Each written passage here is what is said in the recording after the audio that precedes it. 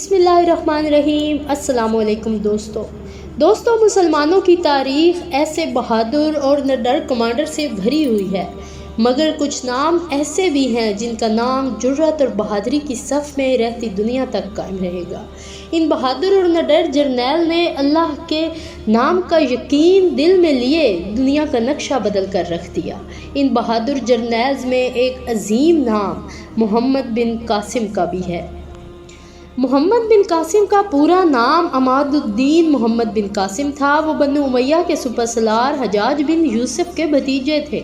मोहम्मद बिन कासिम के वालिद का इंतकाल उनके बचपन में ही हो गया और वो हजाज बिन यूसुफ की सरपरस्ती में चले गए, जहां उनकी अच्छी तरबियत की गई। उन्हें तलवार जनी, घोड़सवारी और तीरंदाजी जैसे अच्छे उलूम सिखाए गए।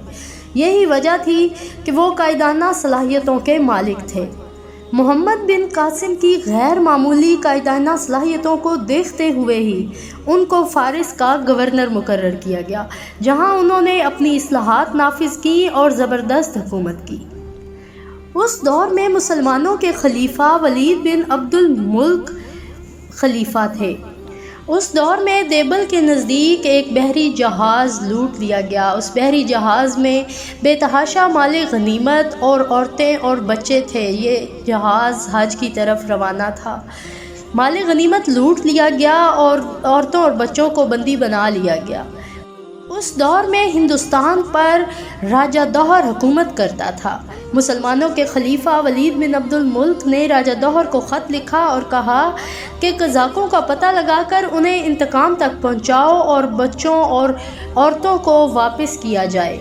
जिस जवाब के ख़त में राजा दौहर ने कहा कि उसका डाकुओं पर कुछ ज़ोर नहीं चलता। इस जवाब को सुनकर वलीद बिन अब्दुल मुल्क को गुस्सा आ गया, तो वलीद बिन अब्दुल मुल्क और हजाज बिन यूसुफ ने मिलकर हिंदुस्तान पर हमले का सोचा।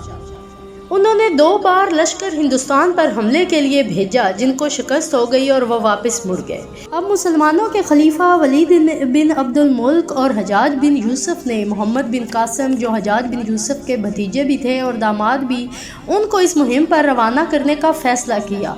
17 साला नौजवान मोहम्मद बिन कासिम 6000 की फ़ौज लेकर हिंदुस्तान की तरफ रवाना हो गया।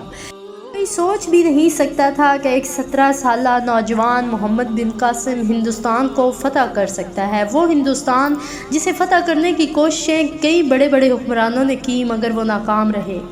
मोहम्मद बिन कासिम दीबल पहुंचा तो उसने कई रोज़ तक दीबल का मुहासरा किए रखा और जासूसों के ज़रिए उसे वहाँ के हालात पता चलते रहे। फिर कुछ दिनों के बाद किसी जासूस के ज़रिए उसे मंदिर में दाखिल होने का दाखिली रास्ता मिल गया। मोहम्मद बिन कासिम की फ़ौजें सीढ़ियाँ लगाकर मंदिर में दाखिल होने पर कामयाब हो गईं। उन्होंने सबसे पहले इस्लामी कानून के मुताबिक वहाँ के बाशिंदों को इस्लाम की दावत दी और उसके बाद मंदिर को तोड़कर वहाँ मस्जिद तामीर की गई और कुछ मकानात तामीर किए गए ताकि मुसलमान वहाँ पर रिहाइश पजीर हो सकें। जब मोहम्मद बिन कासिम ने देबल पर हमला किया, उस वक्त राजा दौहर देबल के दारुल हुकूमत कलौर में मौजूदा नवाब शाह में मौजूद था। मोहम्मद बिन कासिम ने वहाँ के तमाम लोगों को इस्लाम की दावत दी और उनसे बहुत अच्छे तरीके से पेश आया। फिर बरोड के मकाम पर मोहम्मद बिन कासिम का सामना राजा दौहर से और उसकी फ़ौज से हुआ। वहाँ ज़बरदस्त लड़ाई हुई और चंद दिनों की लड़ाई में राजा दौहर मारा गया और उसकी फ़ौज को शिकस्त फाश हो गई। मोहम्मद बिन कासिम देबल पर फ़तह पा गया और वहाँ की बाग दौड़ संभाल ली। मोहम्मद बिन कासिम एक बहुत अच्छा इंसान था। उसने अपनी इखलाक से न सिर्फ मुसलमानों के बल्कि हिंदुओं के दिल भी जीत लिए, उनको मजहबी आज़ादी दी। इस तरह बहुत से हिंदू उसकी फ़ौज में भर्ती होना शुरू हो गए और वो उसकी सरपरस्ती में बहुत खुश थे। मोहम्मद बिन कासिम वो इंसान था जिसके आने से हिंदुस्तान में इस्लाम की आमद हुई और इस्लाम सिंध से फैलना शुरू हो गया। मोहम्मद बिन कासिम हिंदुस्तान को फ़तह करने के बाद मुल्तान में मुकीम था कि उसे ख़बर मिली कि उसके चचा हजाज बिन यूसुफ का इंतकाल हो गया है और उसे वापस बुलाया गया।